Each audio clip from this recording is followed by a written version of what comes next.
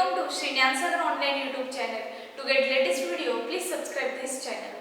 आज आपण next topic बघणार आहोत ड्यू पॉइंट आणि ह्युमिडिटी. फर्स्ट जर आपण बघितलं आपल्या अर्थ किंवा आपल्या ज्या अर्थ जो प्लॅनेट आहे त्यावरती 71% जो भाग आहे एरिया आहे हा वॉटरच्या अंडर आहे. व त्याचप्रमाणे जर आपण बघितलं की कॉन्स्टंटली त्या वॉटरचं इव्हॅपोरेशन होत असतं. मग इव्हॅपोरेशन होत असतं मग त्याचं रूपांतर कशामध्ये होतं? वॉटर वेपरमध्ये. हे वॉटर वेपर ॲटमॉस्फिअरमध्ये प्रेझेंट असतात. मग किती अमाऊंटमध्ये वॉटर वेपर प्रेझेंट आहे ॲटमॉस्फिअरमध्ये त्यावरनं आपल्याला डेली वेदर रिपोर्ट्स भेटत असतात. टेम्परेचर किती आहे किंवा उद्या किती असू शकते. त्याचप्रमाणे जितक्या अमाऊंटमध्ये वॉटर वेपर प्रेझेंट आहे त्यालाच काय म्हटलं जातं, ते काय करतात? एअरला मॉइस्ट करतात. आणि म्हणूनच आपण पुढे मॉइश्चरची ह्युमिडिटीची डेफिनेशन बघणार आहोत with the help of moisture. The moisture in the atmosphere is called humidity. किती अमाऊंटमध्ये मॉइश्चर ॲटमॉस्फिअरमध्ये प्रेझेंट आहे त्यालाच काय म्हटलं जातं? ह्युमिडिटी. त्यानंतर for a given volume of air at a specific temperature there is a limit how much water vapor is always present in the atmosphere. एका particular एअरच्या व्हॉल्यूमला त्याचप्रमाणे स्पेसिफिक टेम्परेचरला किती अमाऊंटमध्ये वॉटर वेपर प्रेझेंट असणं गरजेचं आहे ते आपण बघूया. If amount exceed this limit excess vapour convert into water droplet. आता एका स्पेसिफिक व्हॉल्यूम असलेल्या एअरमध्ये एका स्पेसिफिक टेम्परेचरला जर वॉटर वेपर जास्त अमाऊंटमध्ये असतील मग ते वॉटर वेपरचं काय होतं? वॉटर ड्रॉपलेट फॉर्म होतं.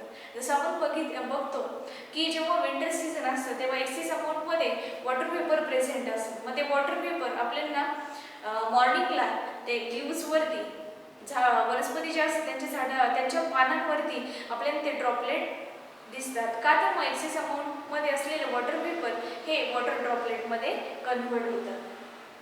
त्यानंतर the amount of vapour needed to saturated the air depend on temperature of the air.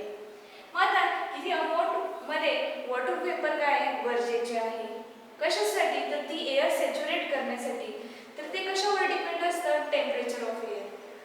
एअरचं टेम्परेचर किती आहे आणि त्या पर्टिक्युलर टेम्परेचरला किती अमाऊंटमध्ये वॉटर वेपर लागत आहे. ती पर्टिक्युलर अमाऊंटमध्ये जर वॉटर वेपर असतील तर त्याला काय म्हणतात? Saturated air. Then for example बघूया आपण. If temperature of air is 40 degree Celsius it can contain 49 gram of water vapour per kg of dry air without condensation. त्यांनी सांगितले इथे की जर एअरचं टेम्परेचर 40 डिग्री सेल्सिअस असेल तर त्या टेम्परेचरला 40 gram water vapour per kg असणं गरजेचं आहे पण विदाउट कंडेन्सेशन. कंडेन्सेशन प्रोसेस न होता. If a water vapour content in air is less than that the maximum limit then the air is said to be unsaturated. जर एअरमध्ये लेस अमाऊंटमध्ये water vapour जर प्रेझेंट असतील तर त्याला काय म्हणतात? अनसॅच्युरेटेड. त्यानंतर डेफिनेशन आपण बघूया ड्यू पॉइंट टेम्परेचर म्हणजे काय. Suppose unsaturated air at a certain temperature is taken and its temperature is decrease. Unsaturated air आहे एका पर्टिक्युलर टेम्परेचरला आपण घेतली त्यानंतर त्याचं टेम्परेचर काय होणार आहे? डिक्रीज होणार आहे. A temperature is reached at which the air becomes saturated with vapor. ते टेम्परेचर डिक्रीज होऊन कुठपर्यंत येईल? जोपर्यंत ती एअर सॅच्युरेटेड होत नाही तोपर्यंत. This temperature is called dew point temperature. त्यालाच काय म्हटलं जातं? Dew point temperature. जसं आपण बघितलं अनसॅच्युरेटेड एअर म्हणजे काय? ज्या एअरमध्ये मिनिमम अमाऊंटमध्ये काय असतं? Water vapour. मग त्याला सॅच्युरेटेड करण्यासाठी काय केलं जातं? तर अनसॅच्युरेटेड एअर आहे एका पर्टिक्युलर टेम्परेचरला त्याचं टेम्परेचर डिक्रीज केलं जातं. कुठपर्यंत डिक्रीज केलं जातं, जोपर्यंत ती एअर सॅच्युरेटेड होत नाही तोपर्यंत, आणि ते जे टेम्परेचर सेट होतं त्यालाच काय म्हणतात, ड्यू पॉइंट टेम्परेचर. एकदम सिंपल डेफिनेशन होती ही. त्यानंतर आहे ॲब्सोल्यूट ह्युमिडिटी. आता ॲटमॉस्फिअरमध्ये किती अमाऊंटमध्ये वॉटर वेपर प्रेझेंट आहे हे एका फिजिकल क्वांटिटीने मेजर केलं जातं, त्यालाच काय म्हणतात, ॲब्सोल्यूट ह्युमिडिटी. मग आता ही जी ॲब्सोल्यूट ह्युमिडिटी कशा प्रकारे मेजर केली जाते ती आपण बघूया. The mass of vapour present in unit volume of air is called absolute humidity. मग आता एका पर्टिक्युलर मास असलेला mass of vapour present in unit volume of air, unit volume of air मध्ये एक पर्टिक्युलर अमाऊंट मध्ये मास असलेले वेपर प्रेझेंट आहे आणि त्यालाच काय म्हणतात, ॲब्सोल्यूट ह्युमिडिटी. आणि ही जी ॲब्सोल्यूट ह्युमिडिटी ही कशामध्ये मेजर केली जाते, measure in kilogram per metre cube, हे त्याचं युनिट आहे. त्यानंतर the feeling of humid or dry nature of air depends on amount of vapor in air and temperature of air.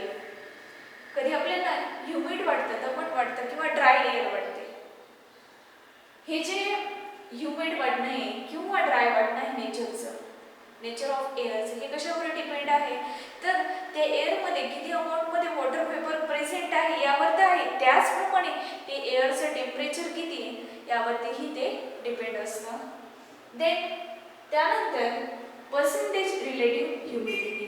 मग relative humidity म्हणजे काय, the ratio of actual mass of vapour contain in air in A given volume of air upon mass of vapor needed to make the air saturated at that volume into 100.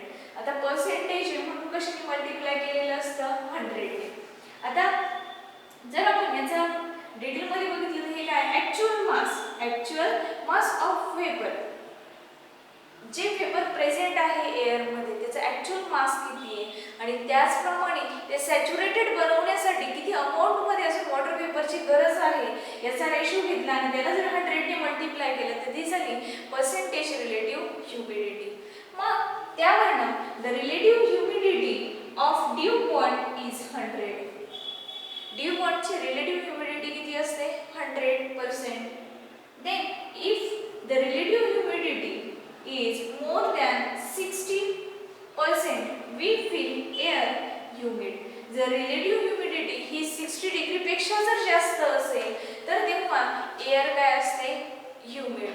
आणि त्याच्या opposite if the relative humidity is less than 60%, we feel air is dry. जर relative humidity 60% पेक्षा कमी असेल तर तेव्हा आपल्याला air कशी फील होते, ड्राय होते. आता हे जे 3 पॉइंट आहे, relative humidity of dew point is 100 and if relative humidity is more than 60% we feel humid and if relative humidity is less than 60% we feel air dry. हे जे 3 point आहे हे लक्षात ठेवणं गरजेचं आहे, कारण मग 1 मार्क्ससाठी MCQ मध्ये हे क्वेश्चन्स विचारले जाऊ शकतात. जर आपण विंटर सीझन मध्ये ऑब्झर्व केलं, जेव्हा प्लेन जात असतं तेव्हा त्याच्या बॅक साईडला आपल्याला व्हाईट ट्रेल दिसतो. हा जो ट्रेल आहे हा कशामुळे, तर त्यावेळेस एअरची रिलेटिव्ह ह्युमिडिटी ही जास्त असते, मोर दॅन 60% असते आणि त्यामुळे त्या इंजिनमधून निघणारे जे वॉटर वेपर आहे किंवा ॲटमॉस्फिअरमध्ये प्रेझेंट असलेले जे वॉटर वेपर आहे ते त्या इंजिनमुळे काय होतात, कंडेन्स होतात आणि त्यामुळे आपल्याला त्या प्लेनच्या बॅक साईडला एक व्हाईट ट्रेल दिसतो काही वेळांसाठी. पण जर त्या एअरची रिलेटिव्ह ह्युमिडिटी ही लेस दॅन 60% असेल तर त्यावेळेस मे बी तो ट्रेल स्मॉल अमाऊंटमध्ये तयार होईल, छोटा दिसेल आपल्याला किंवा दिसणार पण नाही. हे कशावर डिपेंड असतं, रिलेटिव्ह ह्युमिडिटीवरती. ट्राय दिस मधला फर्स्ट क्वेश्चन काय आहे, जर आपण फ्रीजमधनं थंड पाण्याची बॉटल जर काढली तर काढल्यानंतर त्या बॉटलच्या आउटर सरफेसवरती वॉटर ड्रॉपलेट कलेक्ट होतात, हे आपल्याला दिसतंय. आणि त्याचप्रमाणे सेकंड क्वेश्चन मध्ये पण त्यांनी काय सांगितलंय की जर आपण बघितलं पर्टिक्युलर सीझन मध्ये प्लांट जे असतात त्या प्लांटच्या लीव्हजवरती वॉटर ड्रॉपलेट साचलेले दिसतात किंवा कार्स असतील, कार्सचे जे ग्लास असतात त्यावरती ते वॉटर ड्रॉपलेट काय होतात, पडतात. किंवा शीट्स वगैरे असतील किंवा कोणतंही ऑब्जेक्ट असेल त्या ऑब्जेक्टवरती आपल्याला वॉटर ड्रॉपलेट दिसतं. मग हे कशामुळे, तर आपण याआधी बघितलं की एअर जर सॅच्युरेटेड असेल आणि एक्सेस अमाऊंटमध्ये जर वॉटर वेपर त्या ॲटमॉस्फिअरमध्ये प्रेझेंट असतील तर ते एक्सेस अमाऊंटमधले वॉटर वेपर हे वॉटर ड्रॉपलेटमध्ये कन्व्हर्ट होतात आणि त्यामुळेच पहिले याच्यामध्ये पण फर्स्ट क्वेश्चनमध्ये पण जेव्हा आपण रेफ्रिजरेटरमधनं थंड पाण्याची बॉटल काढतो त्याच्या आउटर सरफेसवरती जे वॉटर ड्रॉपलेट तयार होतात ते कशामुळे, तर एक्सेस अमाऊंटमध्ये वॉटर वेपर प्रेझेंट असतात आणि त्या वॉटर वेपरचं कन्व्हर्जन वॉटर ड्रॉपलेटमध्ये होतं. आणि सेम फेनॉमेना सेकंड याच्यामध्येही ॲटमॉस्फिअरमध्ये एक्सेस अमाऊंटमध्ये वॉटर वेपर आहे, त्यामुळे एक्सेस अमाऊंटमध्ये वॉटर वेपर हे वॉटर ड्रॉपलेटमध्ये कन्व्हर्ट केले जातात. म्हणून आपल्याला ते प्लांटचे जे लीव्स असतात त्यावरती वॉटर ड्रॉपलेट दिसतात. Units of heat. आता युनिट्स जे आहे हीटचे ते एसआय सिस्टीममध्ये काय, जूल. जूल जो कॅपिटल जी ने डिनोट करतात in SI unit. Then calories in CGF unit. Joule हे एसआय युनिटमध्ये आहे, त्याचप्रमाणे कॅलरीज हे सीजीएस युनिटमध्ये मेजर केलं जातं. त्याचप्रमाणे amount of heat necessary to raise the temperature of 1 gram of water by 1 degree Celsius from 14.5 degree Celsius to 15.5 degree Celsius is called 1 calorie heat. आता आपण काय करणार आहोत, वॉटरला 1 ग्रॅम ऑफ जे वॉटर घेतले त्या वॉटरचं टेम्परेचर आपल्याला इन्क्रीज करायचे. किती डिग्री सेल्सिअसने, 1 डिग्री सेल्सिअसने. कुठून, 14.5 डिग्री सेल्सिअस पासून ते 15.5 डिग्री सेल्सिअस पर्यंत. मग हे टेम्परेचर वाढवण्यासाठी जितक्या अमाऊंटमध्ये हीट प्रोव्हाइड केली जाते त्या हीटला काय म्हणतात, 1 कॅलरी हीट. का तर मग ग्रॅम हे सीजीएस युनिट आहे आणि कॅलरी आहे सीजीएस युनिट आहे. त्यानंतर similarly the amount of heat necessary to raise the temperature of 1 kg of water by 1 degree Celsius from 14.5 degree Celsius to 15.5 degree Celsius is called 1 calorie heat. त्याचप्रमाणे similar आपण definition बघितली, पण ती कशासाठी बघितली, SI युनिटसाठी. जर वॉटरचं टेम्परेचर 1 kg वॉटरचं टेम्परेचर जर 1 डिग्री सेल्सिअसनी इन्क्रीज करायचे, कुठपासून 14.5 degree Celsius to 15.5 degree Celsius करायचे, तर ते टेम्परेचर इन्क्रीज करण्यासाठी जितक्या अमाऊंटमध्ये हीट प्रोव्हाइड केली जाते त्यालाच काय म्हटलं जातं, 1 किलो कॅलरी हीट. आता या दोघांच्या डेफिनेशनवरून आपल्याला लक्षात येत आहे की 1 किलो कॅलरी म्हणजेच काय, 1000 कॅलरी. हे जे कन्व्हर्जन आहे, हे जे युनिट्स आहेत किंवा ही जी व्हॅल्यू आहे 1 kilo calorie is equal to 1000 calorie, हे लक्षात ठेवणं गरजेचं आहे. हे एमसीक्यू साठी विचारलं जाऊ शकतं.